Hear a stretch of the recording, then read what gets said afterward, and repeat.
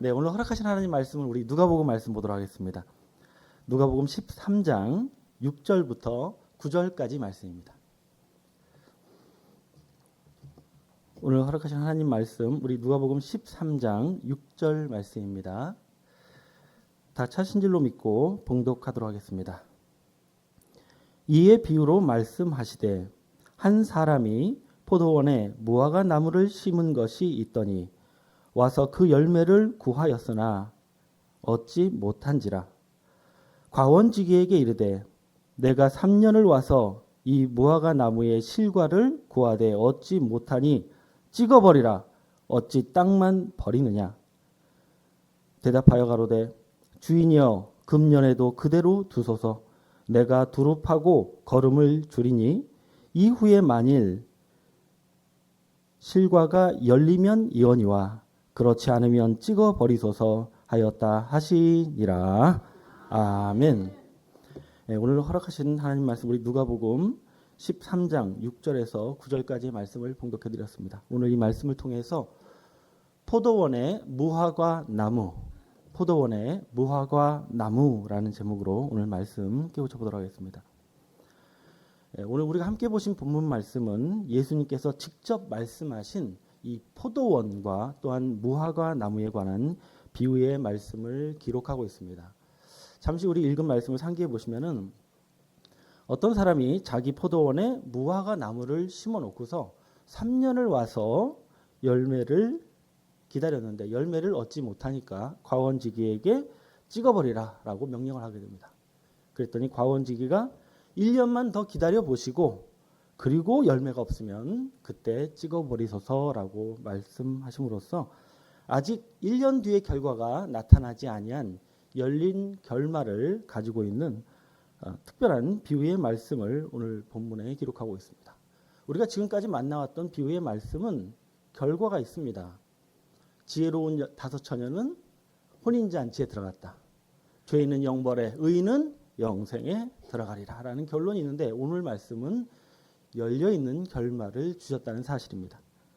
주님께서 이러한 열릴 결말의 말씀을 우리에게 주신 것은 우리가 이 말씀을 통해서 장차 우리가 주님 앞에 어떠한 성도가 되어야 할지를 깨우쳐 주시기 위해서 이 말씀을 우리에게 주신 것인데 문제는 이 말씀이 실상의 말씀이 아니라 어떤 말씀이에요? 비유로 기록된 말씀이라는 사실입니다.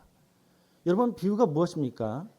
비유라는 것은 본래의 것에 가장 가까운 것을 예를 들어서 설명한 것이 비유입니다.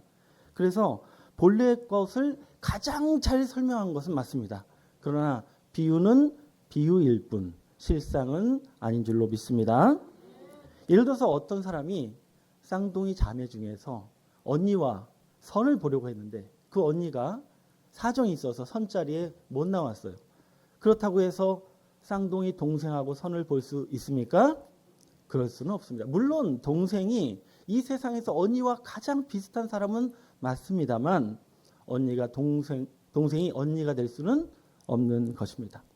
이와 마찬가지로 이 비유의 말씀은 우리 주님께서 주신 말씀이라 할지라도 우리에게 아무 유익을 줄 수가 없고 오직 실상의 말씀으로 깨달아야만 이 말씀이 우리에게 생명이 된다는 것을 알기를 원합니다. 이런 비유의 말씀이 가지고 있는 이 문제점에 대해서 이것을 어떻게 해결받고 또 극복할 수 있는지에 관해서 예수님께서 우리에게 이런 말씀을 주셨습니다. 우리 요한복음 16장 25절 말씀 보겠습니다.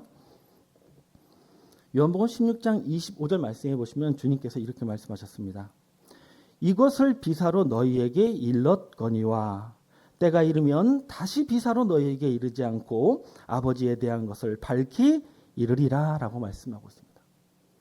마태복음 13장 34절 말씀해 보시면 예수님께서 모든 것을 비유로 말씀하시고 비유가 아니면 아무것도 말씀하지 아니하셨던 예수님께서 내가 지금까지는 모든 것을 비사 곧 비유의 말씀으로 일러주었지만 뭐가 이르면 때가 이르면 다시는 비사로 이르지 않고 아버지에 대한 것을 밝히 이르리라고 말씀하셨기 때문에 더 이상 감출 필요가 없고 이제는 진실을 드러내고 하나님의 뜻을 알려줄 때가 되면은 아버지에 대한 것을 명명백백하게 우리에게 알려주신다고 말씀하신 줄로 믿습니다. 따라서 만약 오늘 저와 여러분이 오늘 본문에 기록된 이 비유의 말씀을 비유가 아닌 실상의 말씀으로 깨닫게 된다면 우리가 무엇을 알 수 있습니까? 이제는 주님의 뜻을 이룰 뭐가 된 거예요? 때가 된 것이고 이제 하나님의 나라가 우리에게 가까이 오셨다는 증거가 되는 줄로 믿습니다. 또한 더불어 오늘 이 말씀을 깨닫고 있는 저와 여러분 또한 이제는 주님의 계획 안으로 들어온 사람이 된 것이고 이제 알고 깨달은 만큼 그 말씀을 지키고 행해야 되는 책임 또한 우리에게 주어졌다는 것을 인정하는 저와 여러분이 되길 원합니다. 자, 그렇다면 과연 오늘 본문 말씀에 기록된 이 포도원과 무화과 나무에 관한 이 비유의 말씀을 우리에게 열려있는 결말로 주신 주님의 참 뜻은 무엇인지 이 시간 명백하게 깨닫는 여러분들이 되셔서 하나님의 나라의 임박한 때를 살고 있는 자들답게 여러분의 소중한 시간을 하나님의 뜻과 섭리에 드릴 수 있는 귀한 성도들로 나타나시길 간절히 원합니다. 자, 오늘 기록된 이 누가복음 13장 말씀은 예수님께서 공생의 2년쯤에 그 갈릴리에서 2차 순회 전도를 하실 때의 사역의 역사를 기록하고 있습니다. 이때 어느 날 몇 사람이 주님께 찾아와서 근간에 일어난 참사의 사건에 대해서 주님께 문의를 하게 됩니다.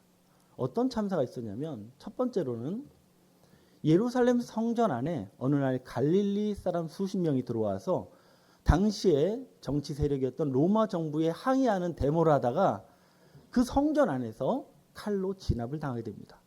그러자 어떤 일이 벌어졌냐면 이 갈릴리 사람들의 피와 또 성전에서 하나님께 드리고자 했던 제물의 피가 섞여버리는 그런 참사가 벌어지게 됩니다. 또 두 번째 어떤 참사가 벌어졌냐면 여러분도 잘 아시는 대로 예루살렘 안에는 실로암이라는 큰 연못이 있습니다. 근데 그 연못에는 큰 망대가 있는데 이게 부실공사였어요.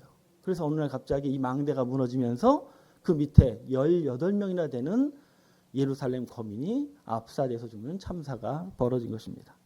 정말 생각지도 못했던 일로 여러 사람이 목숨을 잃는 참사가 벌어진 것이죠.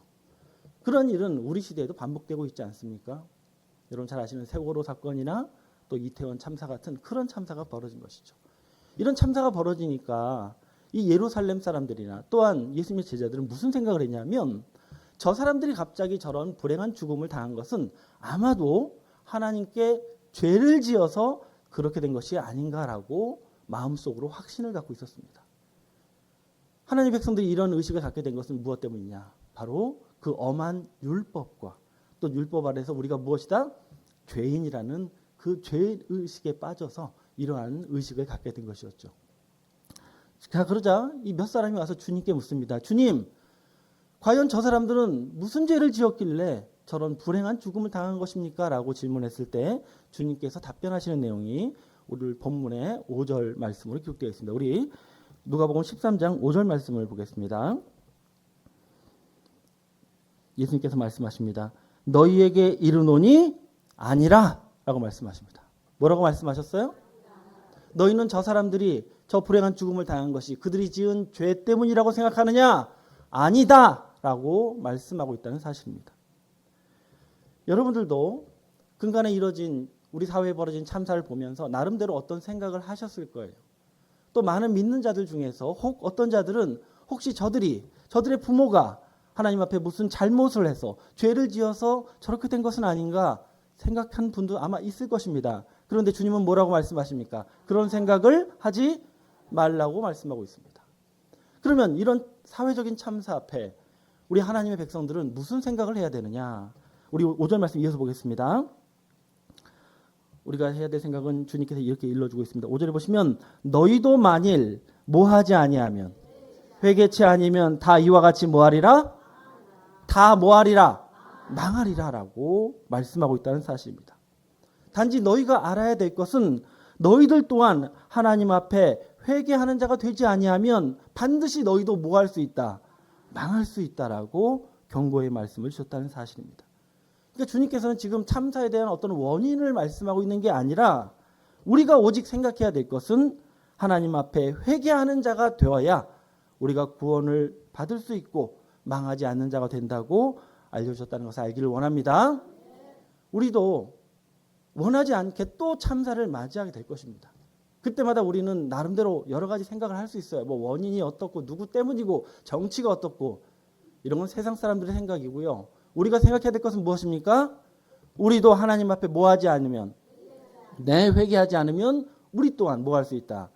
얼마든지 저 사람들처럼 불행한 멸망을 맞이할 수 있다는 것을 생각해야 될 줄로 믿습니다. 그러니까 사람이 죄 때문에 구원을 못 받고 망하는 게 아니라 진정한 회개하는 삶을 하나님께 드리지 못할 때 망할 수 있다라고 주님은 말씀하고 있는 것입니다. 그러면 과연 주님께서 우리에게 요구하시는 그 구원의 회개는 과연 무엇을 말씀하고 있는 것이겠습니까? 여러분, 세상에서 말씀하는 회개라는 것은 죄나 잘못을 뉘우치고 마음을 고쳐먹는 것을 말합니다. 그러나 주님께서 말씀하시는 구원의 회개, 참된 회개는 무엇을 말씀하고 있는지 우리 마태복음 7장 21절 말씀을 다 같이 보겠습니다. 우리 잘 아시는 말씀이죠. 마태복음 7장 21절 말씀 보시면 주님께서 이렇게 회개하는 삶에 대해서 말씀하십니다. 나더러 주여 주여 하는 자마다 천국에 다 들어갈 것이 아니요 다만 하늘에 계신 내 아버지의 뜻대로 행하는 자라야 들어가리라 라고 말씀합니다. 자, 주님께서 우리에게 요구하신 회개는 나의 죄를 용서하여 주소서 주여 주여 외치는 게 구원의 회개가 아니라 다만 하나님의 뜻을 먼저 알아서 그 뜻을 행하는 삶을 사는 것이 주님께서 우리에게 원하는 회개에 이르는 삶이라는 것을 알기를 원합니다.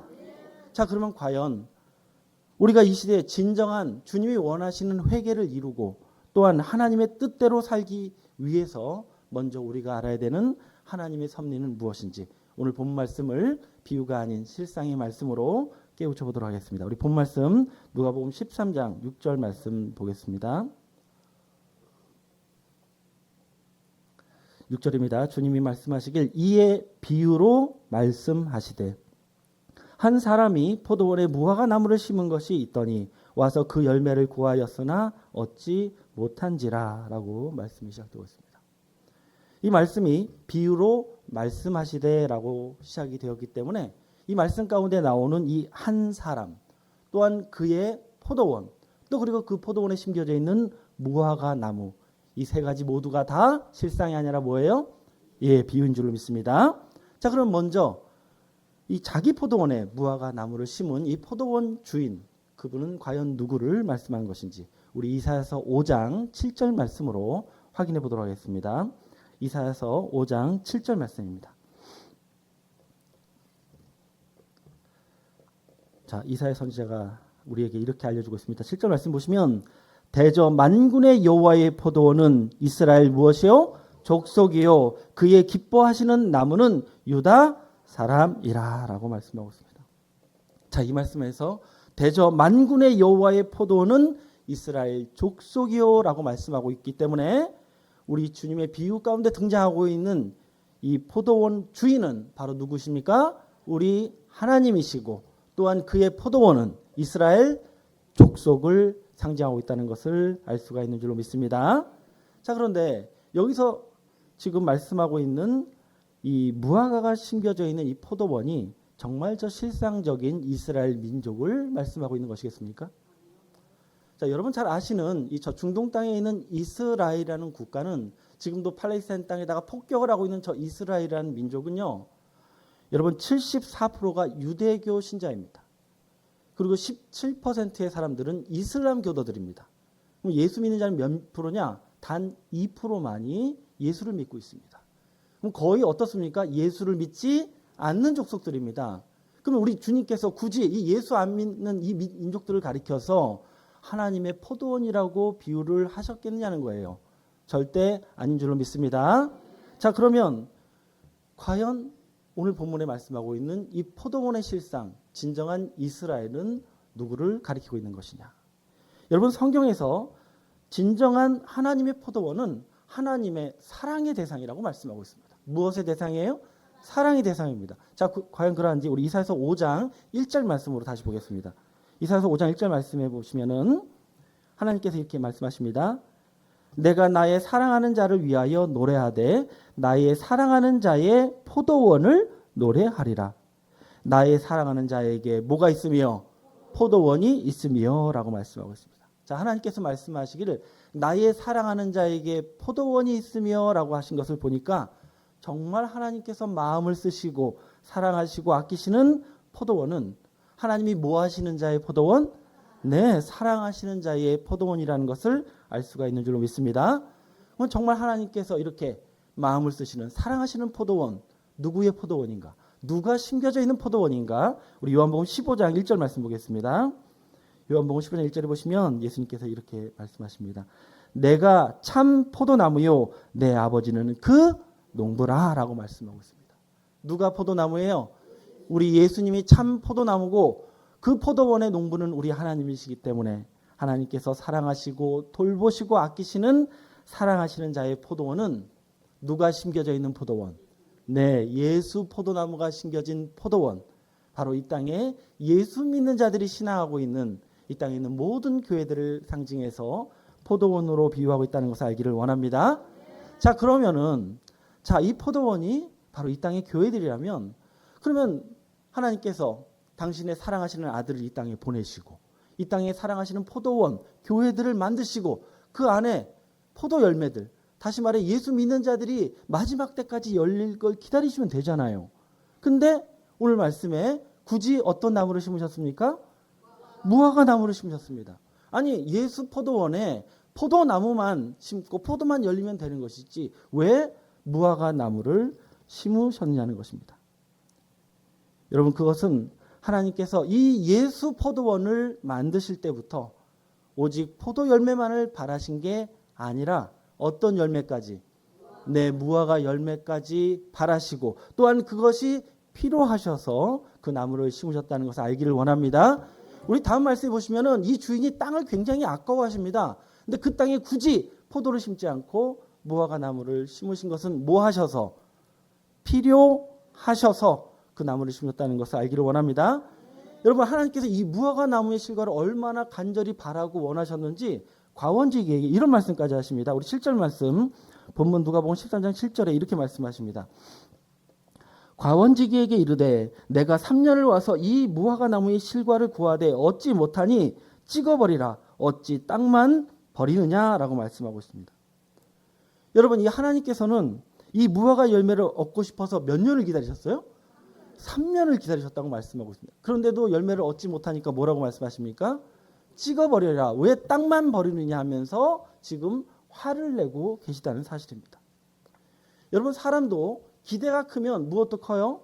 실망도 크죠. 이 무화과 나무에 대해서 얼마나 기대가 크셨는지 지금 얼마나 실망이 크셨는지 역정을 내고 계시다는 사실입니다. 여러분, 사실 농사꾼에게 있어서 1년이라는 시간은 굉장히 긴 시간이고 인내의 시간입니다. 1년 농사 지어봤는데 안 돼. 그러면 어떻게 해요? 다음에 때려치고 말죠. 그런데 3년이나 지금 시간을 투자하며 기다렸다는 것은 그만큼 하나님께서 원하시고 꼭 필요하셔서 이 무화과 나무를 심었다는 것을 알기를 원합니다. 자, 그러면 이 포도원에 심겨진 무화과 나무, 실상으로 말하면 무엇을 가리키는 것이겠습니까? 여러분, 기본적으로 성경은 나무를 무엇으로 상징했습니까? 나무는 사람을 상징하고 있습니다. 앞서 말씀드린 요한복음 15장 1절 말씀에 우리 예수님을 참 포도나무로, 에스겔서 31장 3절 말씀해 보시면 아수르 사람을 레바논 백향목으로 비유하고 있습니다. 그럼 당연히 오늘 말씀에 나오는 이 무화과 나무도 무엇을 상징합니까? 사람을 상징합니다. 어떤 사람? 어떤 사람? 누구 땅에 심겨졌어요? 누구 포도원에? 예수님의 포도원에 심겨졌어요. 그럼 누구에게 속한 자입니까? 예수님에 속한 사명자를 상징하고 있다는 것을 알 수가 있는 줄로 믿습니다. 자, 그러면 지금 이렇게 비유로 말씀하신 이 무화과 나무의 사람, 과연 언제 심겨지고 언제 나타날 사람을 말씀하고 있는지 우리 마태복음 24장 32절 말씀으로 확인해 보겠습니다. 우리 33절 말씀까지 보겠습니다. 자, 우리 기본적으로 마태복음 24장은 예수님께서 종말에 당신이 임하시는 세상 끝날의 일을 비유로 말씀하고 있습니다. 32절에 보시면 예수님께서 말씀하십니다. 무화과 나무의 비유를 뭐하라? 배우라 라고 말씀하고 있습니다. 너희가 종말의 역사를 알고 싶으냐? 그러면 무엇을 배워라? 무화과 나무의 비유를 배워라. 그럼 무엇을 배워야 되느냐? 다음 말씀해 보시면 그 가지가 연하여지고 잎사귀를 내면 여름이 가까운 줄 아나니 이와 같이 너희도 이 모든 일을 보거든 인자가 가까이 문 앞에 이른 줄 알라라고 말씀하신 줄로 믿습니다. 무엇을 배워야 됩니까? 무엇을 배워야 됩니까? 무화과 나무가 가지가 연해졌어요. 그리고 잎사귀가 나기 시작합니다. 그럼 뭐가 가까운 거예요? 여름이 가까운 거잖아요. 마찬가지로 이 무화과의 사명자가 그 사역을 시작하는 것을 보거든 인자 곧 우리 주님께서 이제 우리 집 문 앞에 와 계셨다는 것을 깨달으라고 말씀하신 줄로 믿습니다. 결국 이 무화과 나무의 사람 언제 출현하는 사명자입니까? 우리 주님 다시 오시는 세상 끝날에 출현할 사명자요. 또한 우리 주님께서 이 땅에 오신다는 사실을 우리에게 깨우쳐 주시고 그 길을 예비하는 종말의 사명자를 상징하고 있다는 것을 알기를 원합니다. 이 무화과 나무에 대한 비유의 말씀은 이 똑같은 말씀이 누가복음 21장에 있습니다. 우리 누가복음 21장 31절 말씀을 또 보시면 같은 말씀입니다. 이와 같이 너희가 이런 일이 나는 것을 보거든 하나님의 나라가 뭐한 줄 알라? 가까운 줄 알라라고 말씀하고 있습니다. 결국 주님께서 이 포도원에 심으시는 무화과 나무의 사람은 바로 하나님의 나라의 성취를 알게 하시고 우리에게 깨우쳐 주시는 사람을 목자를 상징하고 있다는 것을 깨닫기를 원합니다. 따라서 이 무화과 나무의 사명자가 이 땅에 출현했다면 주님께서 어디에 와 계신 거예요? 문 앞에 와 계신 것이고 이 무화과 나무의 역사가 꽃을 피우면 이제 주님께서 문을 열고 우리 집 마당까지 들어오신 것이고 이제 이 무화과 나무가 끝내 열매를 맺으면 이제 이 땅에 하나님의 뜻이 성취되는 하나님의 나라가 이루어질 것을 상징하고 있다는 것을 알기를 원합니다. 따라서 이렇게 당신의 나라의 성취를 위해 필요한 이 꼭 필요한 사명자 하나님께 어떻게 하시겠습니까? 정말 간절히 기대되고 소망하는 사명자라는 것을 우리가 알 수가 있는 줄로 믿습니다. 이러한 하나님의 소중한 종말의 사명자에 대해서 우리 예수님께서도 이미 우리에게 일러주셨습니다. 당신께서 시작하신 이 하나님의 역사를 종말에 완성하고 이루는 또 다른 사명자가 반드시 종말에 일어날 것을 우리 주님이 일러주셨다는 사실입니다. 과연 그런 내용이 있는지 우리 요한복음 4장 35절 말씀으로 보겠습니다.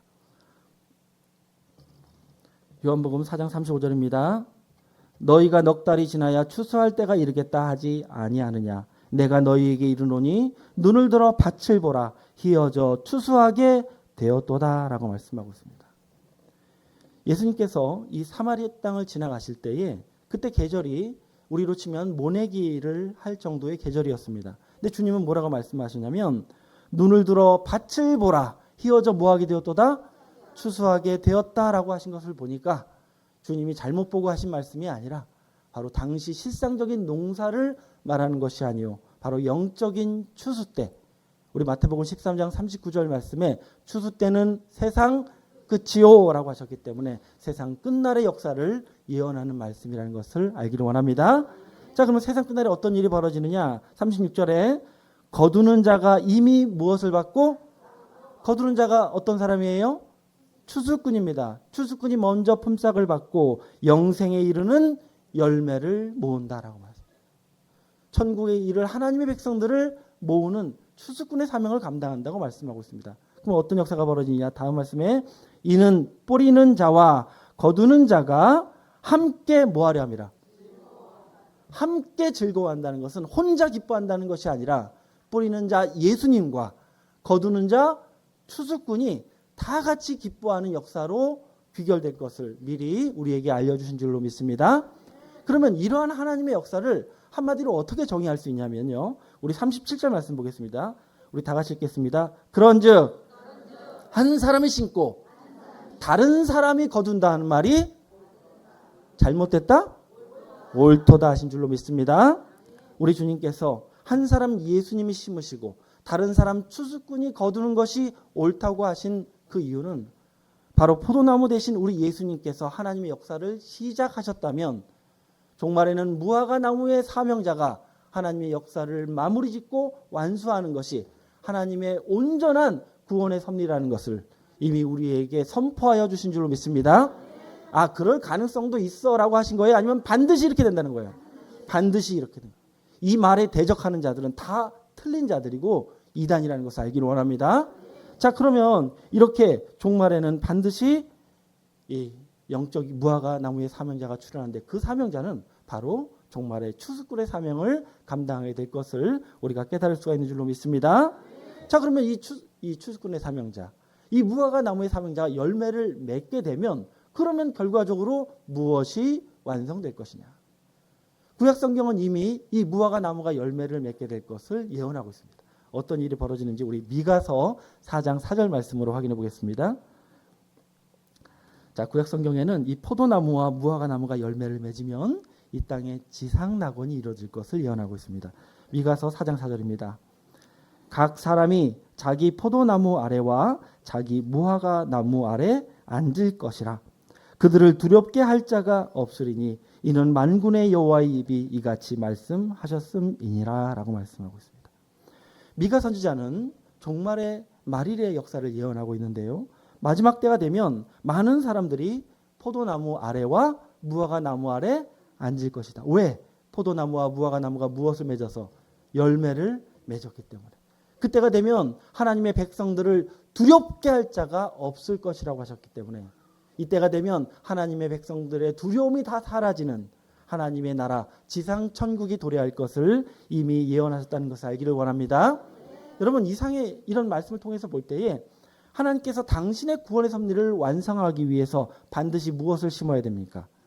당신의 포도원에 무화과 나무의 사명자를 심어야 할 것이고 그가 사명을 통해서 열매를 맺게 될 때, 다시 말해서 그의 나라, 하나님의 나라가 완성될 때를 누구보다도 하나님께서 고대하고 또한 필요로 하신다는 것을 우리가 깨달을 수가 있는 줄로 믿습니다. 그런데 문제가 발생합니다. 이 하나님의 역사에 어떤 문제가 생기냐면 하나님께서 당신의 나라를 이루시고자 이 소중한 무화과 나무를 심으셨어요. 그리고 몇 년을 기다리셨습니까? 3년이란 충분한 시간을 기다렸는데 이 주인이 원하시는 때의 열매를 얻지 못했다고 말씀하고 있다는 사실입니다. 이 말씀은 이제 이 말씀이 실상으로 이루어질 때 실상의 무화과 나무의 사명자가 이 땅에 출현해도 그를 통해서 충분한 시간 3년이라는 시간을 쏟아부었음에도 불구하고 열매가 없으므로 주인이 보시기에 어때요? 실망스럽고 또한 화를 내실 수밖에 없는 상황이 벌어질 것을 예언하고 있다는 사실입니다. 그래서 주인이 뭐라고 말씀하십니까? 우리 7절 본문 7절 하반절에 다시 보시면 뭐하라? 찍어 버리라. 어찌 땅만 버리느냐라고 말씀하고 있습니다. 여러분, 이 말씀을 누구에게 하시는 것 같습니까? 지금 과원직에게 하는 말씀 같습니까? 여기서 지금 무화과 나무가 정말 나무인가요? 누구에게 하시는 말씀이에요? 예, 바로 종말에 무화과 나무의 사명자를 향하여 주시는 경고의 말씀이고 더 나아가서는 그 무화과 나무의 가지에 해당되는 자들에게 주시는 경고라는 것을 알기를 원합니다. 무화과 나무가 줄기에 열매를 맺는 게 아니지 않습니까? 가지들이 열매 맺는 거 아니에요? 누구 보고 똑바로 하라는 거예요? 가지들에게 하시는 경고입니다. 여러분, 이 말씀이 지금 이 시대에 신앙하고 있는 우리에게 어떠한 말씀으로 다가올지를 우리가 깊이 생각해야 됩니다. 주님께서는 앞으로 주님의 무화과 심겨져 있는 그 포도원에 이러한 위기가 닥치게 될 것을 미리 우리에게 알려주시고 경고의 말씀으로 우리에게 주신 말씀이 누가복음 13장 말씀입니다. 5절 말씀에 뭐라고 말씀하셨습니까? 너희도 만일 뭐하지 아니하면 회개치 아니하면 다 이와 같이 뭐하리라? 망하리라 하신 경고의 말씀, 바로 오늘 본문 말씀인 무화과 나무의 비유의 말씀이라는 것을 깨닫기를 원합니다.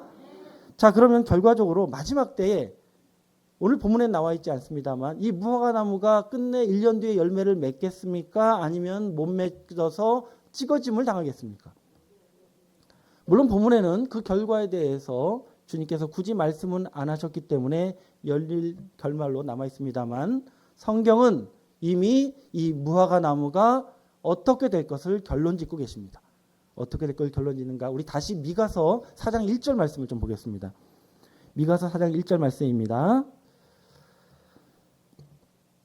말일에 이르러는 여호와의 절의 산이 산들의 꼭대기에 굳게 서며 작은 산들 위에 뛰어나고 민족들이 그리로 몰려갈 것이라 라고 말씀하고 있습니다. 이게 언제 이루어질 일이에요? 말일에는. 하나님의 전해산이 산 꼭대기에 우뚝 선다는 것은 종말이 되면 하나님의 성전이 이 세상 가장 높은 자리에 우뚝 서는 하나님의 통치가 실현되는 하나님의 나라가 세워질 것을 예언하고 있다는 것을 알기를 바랍니다. 자, 그때 어떤 일이 벌어지냐? 3절 보시면 3절입니다. 그가 많은 민족 중에 심판하시며 먼 곳 강한 이방을 판결하시리니 라고 말씀하고 있습니다. 하나님이 통치하시는 그때가 되면 하나님께서 친히 많은 민족을 다스리고 심판하시는, 그래서 이 땅에 공평과 정의가 실현되는 완전한 시대가 오게 될 것을 말씀하고 있습니다.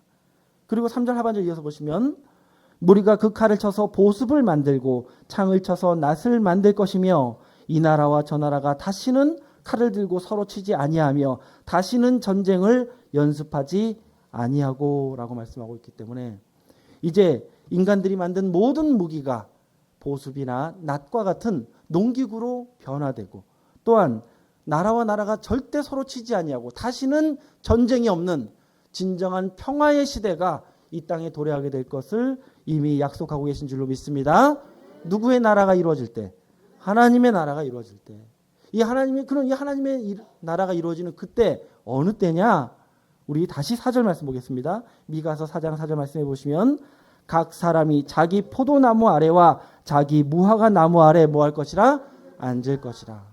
포도나무와 더불어 무화과 나무가 열매를 맺게 될 때 이 땅에 있는 모든 하나님의 백성들이 포도나무 아래와 무화과 나무 아래 앉게 되는 진정한 평화의 시대, 지상낙원이 이루어질 것을 이미 약속하고 있는 줄로 믿습니다. 따라서 이 포도나무에 심겨진 무화과 나무는 끝내 무엇을 맺을 것이다? 예, 반드시 기회를 얻어서 열매를 맺게 된다는 것을 우리가 깨달을 수가 있는 줄로 믿습니다. 자, 그러면 과연 지금까지는 열매를 맺었어요? 못 맺었어요?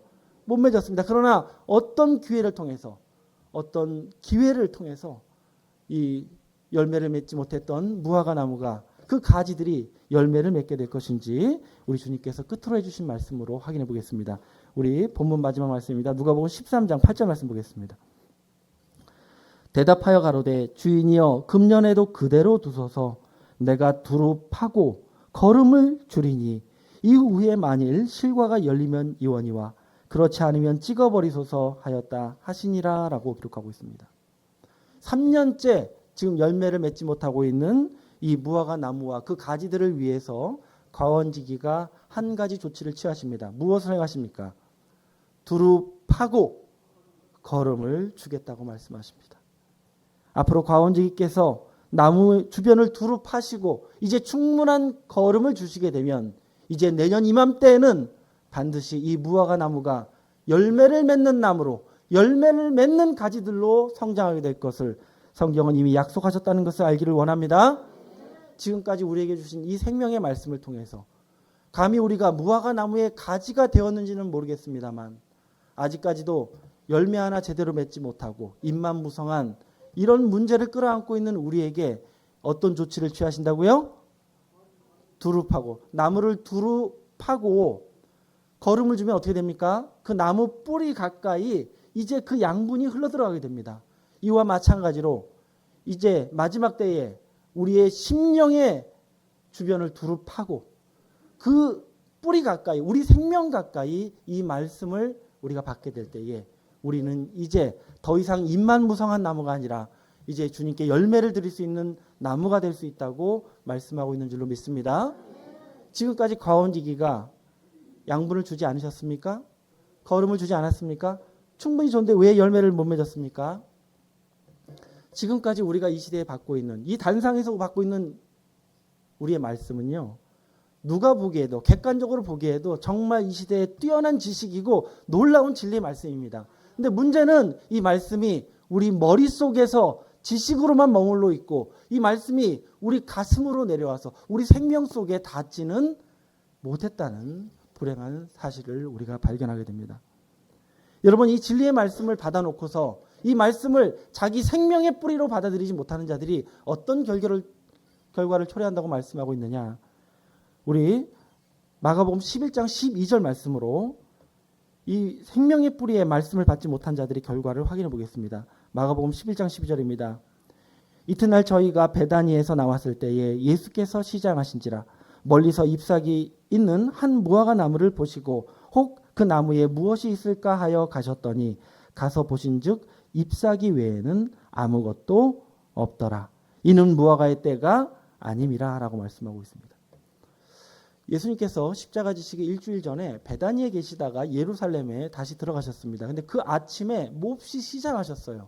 그래서 한 무화과 나무를 보시고 다가가서 열매를 찾아봤는데 잎사귀만 있고 열매는 없었다고 기록하고 있습니다. 근데 이게 당연한 것이 그때는 무화과가 맺을 때가 아니라고 말씀하고 있습니다. 그런데 주님은 이 나무에게 무엇을 말씀하셨느냐? 우리 14절 말씀 이어서 보시면은 마가복음 11장 14절에 보시면 예수께서 나무에게 일러 가라사대 이제부터 영원토록 사람이 네게서 열매를 따먹지 못하리라 하시니 제자들이 이를 듣더라라고 말씀하고 있습니다. 주님께서 이 열매가 없는 무화과 나무에게 뭐라고 말씀하셨어요? 네가 영원토록 열매가 없을 것이다. 여러분 세상에 뭐 영원히 열매 맺는 나무가 있습니까? 이 나무에게 영원한 형벌을 지금 내리셨다는 사실입니다. 그리고 그 나무는 결국 말라 죽게 됩니다.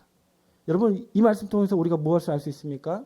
주님께서 저주하신 이 무화과 나무가 정말 그 예루살렘 문 앞에 있던 그 실상의 무화과 나무이겠습니까? 바로 종말에 제때에 하나님께 열매를 맺어야 할 그 무화과 나무의 가지들에게 하시는 경고의 말씀이라는 것을 알기를 원합니다. 장차 진리의 말씀을 자기 생명으로 받아들이지 않는 자들은 이러한 멸망이 하나님 앞에 예비되어 있음을 경고한 말씀이라는 것을 알기를 원합니다. 그럼 이 무화과 나무들이 뭘 잘못했습니까? 뭘 잘못해서 이런 저주를 받게 된다고 말씀하고 있습니까? 우리 20절 말씀 이어서 보겠습니다. 저희가 아침에 나아갈 때에 무화과 나무가 뿌리부터 마른 것을 보고 베드로가 생각나서 여짜오되 라비어 보소서 저주하신 무화과 나무가 말랐나이다 라고 기록하고 있습니다. 주님이 하신 말씀을 베드로가 들었고 그 다음날 정말 아침에 가봤더니 무화과 나무가 뿌리까지 말라 있는 것을 보게 됩니다. 그래서 주님께 다시 질문을 합니다. 주님, 저 나무가 왜 말라 죽었습니까? 주님이 이렇게 답변하십니다. 22절 말씀입니다. 예수께서 대답하여 저희에게 이르시되 하나님을 뭐하라? 믿으라 라고 말씀하십니다. 뭐 때문에 저 무화과 나무가 말라 죽었는지 아느냐? 저 녀석은 누구를 믿지 않았다. 하나님의 말씀을 믿지 않았기 때문에 말라 죽었다고 책망하신 줄로 믿습니다. 여러분 이 말씀은 누구에게 주시는 말씀입니까? 우리에게 주시는 말씀입니다. 이 진리의 말씀을 머리로만 듣고 이해만 하고 정말 자기 생명으로 받아들이지 않는 자들이 어떠한 멸망을 하게 될 것인지. 그런 자들은 누굴 믿지 않는 자예요? 하나님을 안 믿는 거예요. 그러니까 하나님을 안 믿으니까 당연히 뭘 못 맺어요? 열매를 못 맺는 자가 될 것을 우리에게 상기시켜 주신 말씀이라는 것을 알기를 원합니다. 여러분 우리가 생각해야 될 것은 이 8절 말씀에 과원지기가 뭐라고 말씀하시냐면 주인이여 금년에도 그대로 두소서라고 부탁하셨기 때문에 적어도 당장 우리가 망하는 일은 없을 겁니다. 그 점은 안심하셔도 되는데 문제는 여러분 이 금년이라는 이 기회의 시간 동안 끝까지 열매를 맺지 못하면 우리가 우리 심령을 두루 파고 이 말씀을 우리 생명의 뿌리로 받아들이지 못하면 여전히 내년에 뭐가 없어요? 열매가 없고 우리를 향해 심판의 도끼가 내려질 수도 있다는 것을 우리가 생각해야 될 줄로 믿습니다. 여러분 무화과 나무가 열매가 뭡니까? 무화과 나무가 열매예요. 열매가 뭐예요? 저는 여러분께 비단 전도의 열매, 어떤 충성의 열매, 헌신의 열매만을 말씀드린 게 아닙니다. 먼저 여러분 자체가 무화과 나무가 되어야 할 줄로 믿습니다. 무화과 열매가 되어야 되는 거예요. 근데 무화과는 어떻습니까? 겉으로 보기엔 뭐가 없어요? 꽃이 없어요. 그래서 무화한 것처럼 보입니다. 그런데 사실은 그 속 전체가 꽃 덩어리라고 합니다. 그러니까 우리가 보고 있는 이 무화과 열매 그 동그란 모양이 있지 않습니까? 이건 꽃 받침이고 사실 그 속에 있는 속이 다 꽃 뭉치란 말이에요. 여러분의 심령이 이렇게 되길 원합니다. 여러분의 심령 가득히 이 진리의 말씀을 통해서 깨달은 확신의 꽃, 소망의 꽃, 믿음의 꽃으로 꽉 차야 됩니다. 그리고 그 꽃이 여러분의 생명하고 붙어 있을 때 여러분들은 하나님 앞에 무화과 열매로 발견된다는 것을 알기를 원합니다. 여러분 어렵게 듣지 마십시오. 내가 이 진리의 말씀을 나의 생명으로 듣는다. 어떠한 의미를 주시는지 우리 마지막으로 요한복음 6장 우리 56절 말씀 보겠습니다. 우리 마지막 말씀입니다. 요한복음 6장 56절에 보시면 예수님께서 이런 말씀을 하십니다. 내 살을 먹고 내 피를 마시는 자는 내 안에 거하고 나도 그 안에 거하나니. 57절입니다. 살아계신 아버지께서 나를 보내심에 내가 아버지로 인하여 사는 것 같이 나를 먹는 그 사람도 나로 인하여 뭐하리라? 살리라 라고 말씀하고 있습니다. 자, 우리 주님은요, 이 세상에서 누구보다도 하나님의 말씀을 자기 생명으로 받으신 분입니다. 그래서 나는 어떻게 산다라고 말씀하고 있냐면 나는 누구로 인하여 산다? 아버지 때문에 사는 사람이다 라고 말씀하고 있어요. 그러니까 무슨 말씀입니까? 하나님의 말씀 때문에 그 말씀을 이루기 위해서 살고 있는 자가 나다라고 말씀하고 있는 거예요. 그럼 우리는 어떻게 살아야 됩니까? 우리 57절 말씀 하반절 다시 보시면 나를 먹는 그 사람도 나로 인하여 뭐하리라? 살리라 라고 말씀하고 있습니다. 장차 주님이 주신 이 진리의 말씀을 여러분 자신의 생명으로 받는 자들은 누구 때문에 사는 자들이에요? 주님 때문에, 주님의 말씀 때문에 사는 자들이라고 말씀하고 있습니다. 그동안 자식 때문에 나의 욕망을 채우기 위해서 이 세상을 살아가는 우리가 아니라 바로 주님이 주신 이 말씀 때문에 그 소망이 너무 감사해서 참고 인내하고 이기는 자가 되는 것이 바로 무화과 열매의 삶이라는 것을 깨닫기를 원합니다. 그래서 적어도 이 자리에서 예배하고 있는 여러분들은 반드시 무화과 열매가 되셔야 됩니다. 여러분마저 아니면 정말 하나님은 너무 실망스러우실 거예요. 여러분은 지금까지 어떤 욕망과 어떠한 이유로 여러분의 삶을 지탱해 왔는지 모르겠습니다만 이제 금년부터는 여러분의 심령을 걷어내십시오. 그동안 뭐 세상이 어떻고 뭐 교회가 다 필요 없고 말씀 때문에 사는 우리가 되길 원합니다. 그래서 그 소망이 우리의 삶의 이유가 되고 목적이 되어서 이 앞에 예배하는 우리가 되길 원합니다. 아들아, 네가 보기에 엄마는 뭐 때문에 사는 여자처럼 보이니? 엄마는 그냥 뭐 할 수 없어서 아버지랑 사는 거 아니에요? 잘못 봤다. 나는 말씀 때문에 사는 여자야. 이렇게 말할 수 있는 여러분이 되기를 원합니다. 너도 엄마 따라 어디 가자? 교회 가자. 여러분 무화과 나무는 아까 말씀드린 것처럼 꽃 덩어리예요. 자체가 꽃이에요. 뭐가 날 수밖에 없습니까? 향기가 날 수밖에 없습니다. 어느 날 권사님이 왔는데 어머 권사님 화장품 바꿨어? 이런 얘기를 할 게 아니고 우리를 통해서 뭐가 느껴져야 돼요? 정말 이 말씀 때문에 사는 우리의 모습을 여러분 가족들이 또 여러분의 가까운 분들이 그 향기를 맡게 할 수 있는 저와 여러분이 되길 원합니다. 이건 누구도 속이지 못하고 여러분 스스로 피워내는 향기가 되어야 할 줄로 믿습니다. 그래서 그 꽃 속에 있는 그 소망의 힘이 여러분을 살게 하고 여러분을 예배하게 하고 여러분의 힘을 주실 때에 여러분은 이 포도원에 심겨진 주님이 그토록 기다렸던 무화과 열매로 나타나게 될 줄로 믿습니다. 그러기 위해서 오늘 이 말씀 우리가 깨달은 줄로 믿습니다. 그렇게 되지 아니하면 다 우리는 뭐하리라? 망할 수 있다. 누가 사고로 어떻게 됐다. 그게 나는 아니야. 나는 운이 좋아. 이렇게 안심할 것이 아니라 그들이 당한 어려움이 곧 누구의 나의 어려움이 될 수 있고 내가 이 말씀을 내 생명으로 섬기지 못하면 절대 나는 열매가 되지 못한다는 이 절실한 심정으로 신앙하는 우리가 되길 원합니다. 그래서 우리를 만나는 사람은 누구든지 무화과 향기를 맡고 이곳에 오게 하시고 이곳이 또 다른 열매들로 가득 채워지는 그 역사가 다른 자들이 아닌 여러분 통해서 이루어지기를 원합니다. 그래서 이제 하나님의 나라를 더 앞당기고 주님을 이제 문을 열고 이곳에 들어오게 하실 수 있는 그 주역들이 바로 열매 맺는 여러분들이 되셔서 하나님을 기쁘시게 하고 하나님을 더 이상 돌아보지 않는 분으로 만들지 않는 충성된 사자들이 바로 여러분이 되시길 예수님의 이름으로 축원을 드립니다. 감사합니다. 말씀 마칩니다.